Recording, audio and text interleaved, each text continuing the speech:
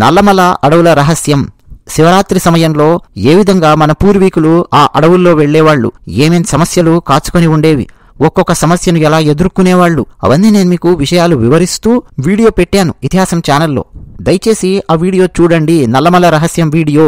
ఆ వీడియో తాలూకు లింక్ ఈ వీడియో కింద డిస్క్రిప్షన్లోనూ పిన్ చేసి పెట్టిన మొట్టమొదటి కామెంట్లో ఇస్తూ ఉన్నాను. మర్చిపోకుండా ఆ వీడియో చూడండి. నల్లమల రహస్యం వీడియో ఇతిహాసం ఛానల్లో.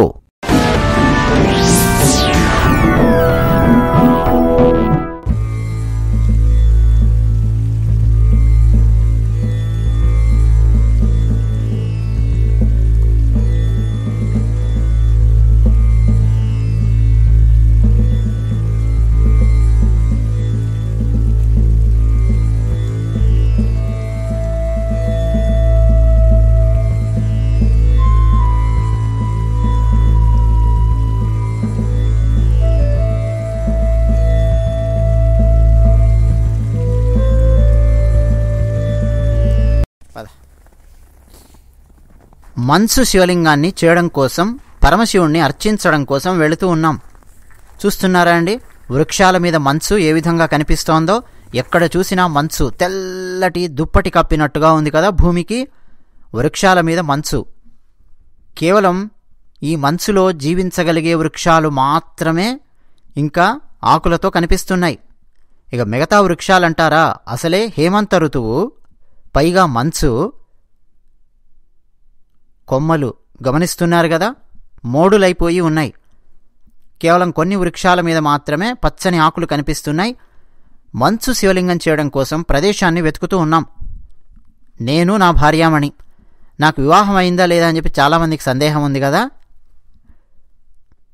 ఇతిహాసం ఛానల్ చూస్తున్న వాళ్లకు, నేను నా భార్యామణి ఇద్దరం వెళుతూ ఉన్నాం మంచు శివలింగాన్ని చేయడానికి.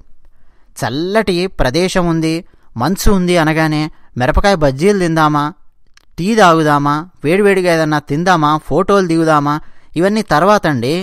ముందు మన బాధ్యత ప్రకృతిని ఆరాధించడం, పరమాత్మను ఆరాధించడం. అవును కదా. అదిగో అందులో భాగంగా మంచు శివలింగాన్ని చేసి అర్చించడానికి ప్రదేశాన్ని వెతుకుతూ ఉన్నాం. నేనేమో కింద చేద్దామని చెప్పి అంటూ ఉన్నాను, కానీ నా భార్యామణేమో పరమశివుణ్ణి కాస్త ఎత్తులో ఉంచుదాం, పైన చేస్తే బాగుంటుంది అని చెప్పి ఈ ప్రదేశాన్ని చూపిస్తోంది. బాగుంది. ఒక వృక్షం కింద సిమెంటు చప్టా లాంటిది ఉంది. ఒక పాత్ర తీసుకొని వచ్చాను, దాని నిండా మంచు నింపుకొని వెళదాము అని. నిజానికి ఈ పాత్ర అవసరం లేదు, సరే చూద్దాము ఎందుకైనా అవసరం వస్తుంది కదా అని చెప్పి తీసుకొని వచ్చాను. -10 డిగ్రీలు ఉందండి ఉష్ణోగ్రత. చూస్తున్నారు కదా, ఉప్పు కనిపించినట్టుగా కనిపిస్తోంది కదా మంచు.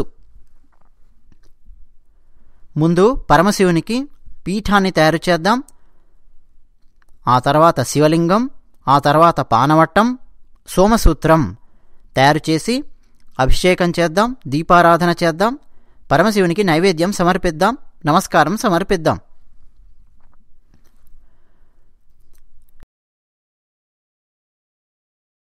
-10 డిగ్రీలు ఉందండి ఉష్ణోగ్రత.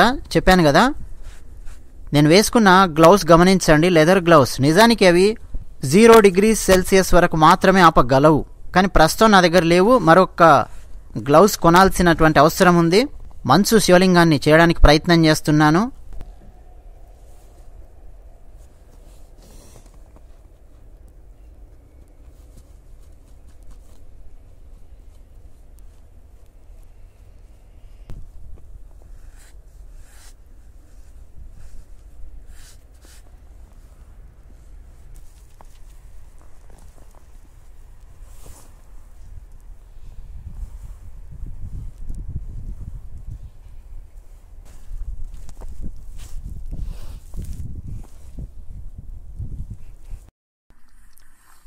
ఇక ఇప్పుడు నా భార్యామణి, ఆమెకు కొన్ని ఆలోచనలు ఉన్నాయి.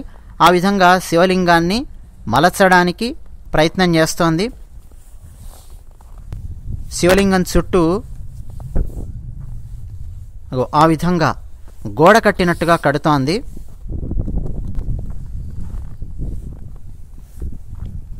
మంచు అండి, ఐస్ కాదు, స్నో, పౌడర్డ్ స్నో అని చెప్పి పిలుస్తారు ఆంగ్లంలో అయితే. ఆకాశం నుంచి పౌడర్ పడినట్టు పడుతుంది ఈ మంచు.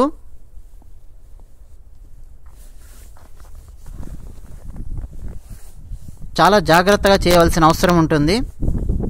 అటు ఘన పదార్థము కాదు, ఇటు ద్రవ పదార్థము కాదు. ఐస్ ముక్క అనుకోండి ఘన పదార్థం. పానవట్టము సోమసూత్రము తయారు చేస్తోంది.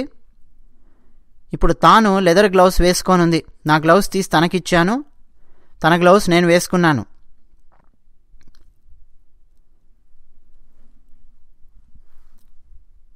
అష్టదిగ్బంధనం చేసుకున్నట్టుగా చేసుకొని వస్తే తప్ప మనం బతికి బట్ట కట్టలేం. నేను ప్రస్తుతం వేసుకున్న గ్లౌస్ అయితే 5 డిగ్రీ సెల్సియస్ వరకు మాత్రమే ఆపగలవు. తాను వేసుకున్న గ్లౌస్ 0 డిగ్రీ సెల్సియస్ వరకు ఆపగలవు. మొత్తానికి శివలింగం తయారయ్యింది. పరమశివునికి విభూది రేఖలు పెట్టాలి, కానీ తెల్లటి మంచు శివలింగం. అందువల్ల కాశీ నుంచి తీసుకొచ్చిన దారాలు, కాశీ తాడు అని చెప్పి పిలుస్తారే, వాటితో ఈ విధంగా అలంకరణ జరుగుతోంది. గ్లౌస్ తీసేసింది ప్రస్తుతం ఈమె, కానీ తర్వాత చాలా చాలా ఇబ్బంది పడుతుంది నాకు తెలుసు. అసలు గ్లౌస్ వేసుకొని మనం మంచును తాకితేనే సూదులు తీసుకొని పొడిచినట్టుగా ఉంది ప్రస్తుతం పరిస్థితి. కాళ్లకు షూ వేసుకొని ఉంటేనే సూదులు తీసుకొని పొడిచినట్టుగా ఉంది. మొత్తానికి కుంకుమ కూడా దిద్దింది. నిజానికి అభిషేకం చేసిన తర్వాత పెట్టాలి, కానీ పరమశివుడు అంటేనే త్రినేత్రుడు. త్రినేత్రం లేకుండా ఊహించుకోలేం శివలింగాన్ని. అందుకని ముందుగానే కుంకుమ కూడా దిద్దేసింది. రాగి చెంబు తీసుకొని వచ్చాను, అందులోకి నీళ్లు వంపుతూ ఉన్నాను. ఇన్సులేటెడ్ బాటిల్లో తీసుకొచ్చాను కాబట్టి నీళ్లు అలా ఉన్నాయి. లేకపోతే ఇక్కడి దాకా వచ్చేలోపే నీళ్లు గడ్డగట్టుకుపోయేవి. నీటిని మనం అలా కదిలిద్దాం. గంగే చ యమునే చైవ గోదావరి సరస్వతి నర్మదే సింధు కావేరి జలేస్మిన్ సన్నిధింకురు. ఇదే ప్రస్తుతం మనకు గంగా జలం. అభిషేకం చేస్తూ ఉన్నాం. ఓం నమః శివాయ, ఓం నమః శివాయ, ఓం నమః శివాయ, ఓం నమః శివాయ, ఓం నమః శివాయ, ఓం నమః శివాయ, ఓం నమః శివాయ, ఓం నమః శివాయ, ఓం నమః శివాయ, ఓం నమః శివాయ, ఓం నమః శివాయ, ఓం నమః శివాయ, ఓం నమః పార్వతీపతయే హర హర మహాదేవ శంభో శంకర. దీపారాధన చేద్దాం.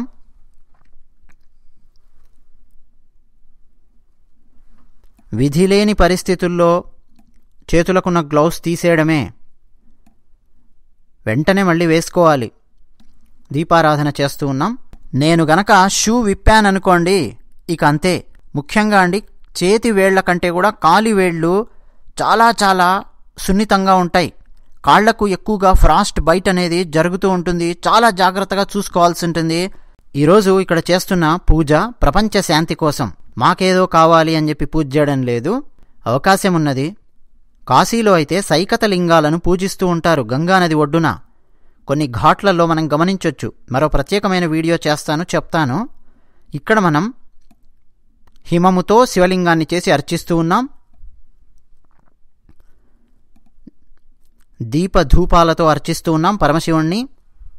పరమశివునికి నైవేద్యం సమర్పిద్దాం. కదళీఫలం నైవేద్యంగా సమర్పిస్తూ ఉన్నాం. పువ్వులు ప్లాస్టిక్వి పెట్టాల్సి వచ్చిందండి. పువ్వులు ఇక్కడ లభించడం లేదు. ఈ వాతావరణంలో ఇక్కడ పువ్వులు ఎలా ఉంటాయి చెప్పండి? అసలే హేమంత ఋతువు, ఒక్క పుష్పం కూడా కనిపించడం లేదు. ఆకులు, అవి కూడా కొన్ని వృక్షాల మీద ఆకులు తప్ప. ఒక నాణ్యాన్ని తీసుకొచ్చాను పరమశివునికి దక్షిణగా ఇవ్వడం కోసం. ఆ నాణ్యం ప్రస్తుతం కనిపించడం లేదు. నేను వేసుకున్న చొక్కా మీద చొక్కా, చొక్కా మీద చొక్కా, ప్యాంటు మీద ప్యాంటు, చొక్కా మీద స్వెటరు, స్వెటర్ మీద ఒక భారీ లావుపాటి జాకెట్, ఎక్కడ పోయిందో నాణ్యం కనిపించడం లేదు. నా భార్యమని అంటోంది, నువ్వు నాకు ఇచ్చినా నేను జాగ్రత్తగా పెట్టుకొని తెచ్చేదాన్ని కదా అని. సరేలేండి, ప్రస్తుతం అయితే నాణ్యం కనిపించడం లేదు. నేను ఒక నాణ్యం బాకీ ఉన్నాను పరమశివునికి. ఏదైనా దేవాలయంలో సమర్పిద్దాం. ఎవరైతే అండి సంపూర్ణంగా ఈ వీడియో వీక్షించారో వాళ్లకు, వాళ్ళ కుటుంబ సభ్యులకు ధన్యవాదాలు. పరమశివుని యొక్క అనుగ్రహము, కరుణా కటాక్ష వీక్షణాలు వాళ్ళందరి మీద ప్రసరిస్తాయని భక్తిపూర్వకంగా మీ అందరికీ నమస్కరిస్తూ హర హర మహాదేవ శంభో శంకర.